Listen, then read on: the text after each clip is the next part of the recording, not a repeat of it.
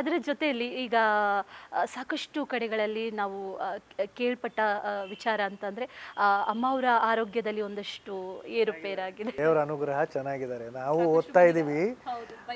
ಅದೇನಿಲ್ಲ ನನಗೆ ಏನಾಗಿತ್ತು ಸರ್? ಅವ್ರಿಗೆ ಮಂಡಿ ನೋವು ಇದೆ.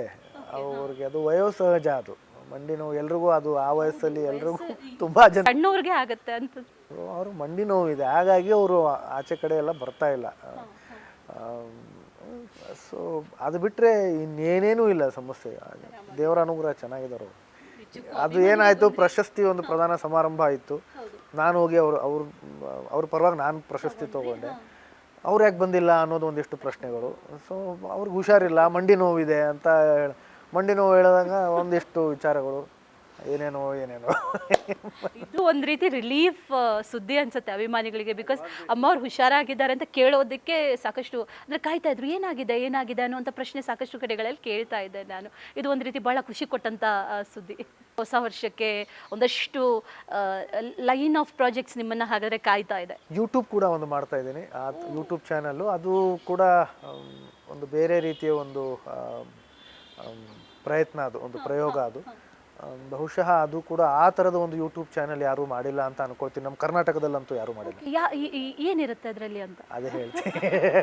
ಎಲ್ಲ ಕುತೂಹಲಗಳನ್ನ ಈ ರೀತಿಯಾಗಿ ಪ್ರತಿಯೊಂದನ್ನು ಹೇಳಿ. ಇಲ್ಲ, ಅದು ಏನು ನಮ್ಮ ಒಂದು ಟೀಮಿಂದ ಅದು ಒಂದು ಕೊಡುಗೆ. ಸರಿ, ನಾನು ಆಗಲೇ ಎಂಟರ್ ಆಗ್ತಾನೆ ವೀಕ್ಷಕರಿಗೆ ನಿಮ್ಮ ಈ ಲಾನ್ ಏರಿಯಾ ಆಗಿರ್ಬೋದು, ಈ ಒಂದಷ್ಟು ಗಿಡಗಳನ್ನು ಎಷ್ಟು ಪ್ರೀತಿಯಿಂದ ಬೆಳೆಸಿದ್ದೀರಾ ಅನ್ನೋದು ನಮ್ಗೆ ಗೊತ್ತಾಗ್ತಾ ಇದೆ. ಅದೆಲ್ಲವನ್ನು ಕೂಡ ತೋರಿಸ್ತಾ ಬಂದೆ ಆಗಲೇ ಎಂಟ್ರಿ ಆಗ್ತಾ ಇದ್ದಂಗೆ. ಈ ವಲ್ಮೀಕ ಅನ್ನುವಂಥ ಹೆಸರು ಇಟ್ಟಿದ್ಯಾಕೆ ಮನೆಗೆ ಅಂತ? ಅಪ್ಪವರೇ ಇಟ್ಟಿದ್ದದನ್ನು. ಇದು ಅವರು ಕನಸಿನ ಮನೆನಾ ಸರ್? ಹೌದು ಹೌದು ಹೌದು, ಕನಸಿನ ಮನೆ, ಕನಸಿನ ಜಾಗ ಇದು. ಅದು ವಲ್ಮೀಕ ಅಂತಂದರೆ ಹುತ್ತ, ನಾಗರ ಹಾವು. ಎಂಟರ್ ಆಗ್ತಾ ಇದ್ದಂಗೆ ಆ ಒಂದು ವೈಬ್ರೇಷನ್ ಅಂತ ಗೊತ್ತಿಲ್ಲ, but it has some positivity. ಒಂದು ರೀತಿಯ ಒಂದು ಸರೌಂಡಿಂಗ್ ಇದೆಯಲ್ಲ, ಇಟ್ ಹ್ಯಾಸ್ ಸಮಥಿಂಗ್. ಎಲ್ಲೋ ಒಂದು ಕಡೆ ಈ ನೀವೇನು ಹೇಳಿದ್ರಲ್ಲ, ಇದೇ ಮಾತು ಅವರು ಹೇಳಿದ್ರು ಸರ್. ಸೀರಿಯಸ್ಲಿ ಹೌದು ಸರ್, ಇಲ್ಲಿ ಇದ್ದಾರೆ ಸರ್, ನಮಗದು ಅನ್ನಿಸ್ತಾ ಇದೆ ಅಂತಂದು ತುಂಬ ಸತಿ ಅದನ್ನು ಹೇಳ್ಕೊಂಡಿದ್ದಾರೆ. ಆಮೇಲೆ ಈ ಎಲ್ಲ ಗಿಡಗಳು ಎಲ್ಲ ಇದಾವಲ್ಲ, ಈ ಭಾಗ ಏನಿದೆ ಇದು ಅವರಿದ್ದಾಗಲೂ ಇದು ಲಾನ್ ಆಗೇ ಇತ್ತು. ಇಲ್ಲಿ ಈ ಜಾಗನೇ ಹೌದಲ್ಲ, ಹಾಗಾಗಿ ತುಂಬ ಓಡಾಡಿದ್ದಾರೆ ಇಲ್ಲಿ. ಆದರೆ ಈ ಒಂದು ಲಾನ್ ಪೋರ್ಷನ್ ಏನಿದೆ ಅದು ಈಗ ಬೇರೆ ರೀತಿಯಲ್ಲಿ ಅದನ್ನು ಮಾಡಿದ್ದೀವಿ, ಆದರೆ ಅದನ್ನು ಲಾನ್ ಆಗೇ ಇಟ್ಕೊಂಡಿದ್ದೀವಿ.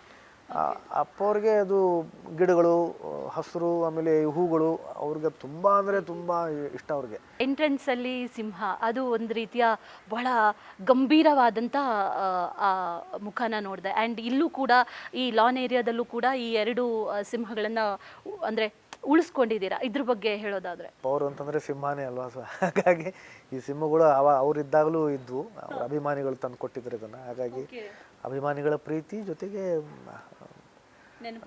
ನೆನಪುಗಳು. ಆಮೇಲೆ ಆ ಸಿಂಹ ಅಂತಂದ್ರೇ ಅಪ್ಪ ಅವರು, ಹಾಗಾಗಿ ಅದು ಇಟ್ಕೊಂಡಿದ್ದೀವಿ. ಜೊತೆಗೆ ಆ ಹೊರಗಡೆ ಸಿಂಹ ಕೂಡ ನಮ್ಮ ಕೀರ್ತಿಯವರ ಪರಿಕಲ್ಪನೆ, ಅದು ನಮ್ಮ ಶ್ರೀಮತಿ ಕೀರ್ತಿಯವರ ಪರಿಕಲ್ಪನೆ ಅದು. ಹಾಗಾಗಿ ಅದು ಒಂದು ಲ್ಯಾಂಡ್ಮಾರ್ಕ್ ಆಗಿದೆ ನಮ್ಮ ಮನೆ ಅಂತಂದರೆ, ಅದು ಎಂಟ್ರೆನ್ಸು.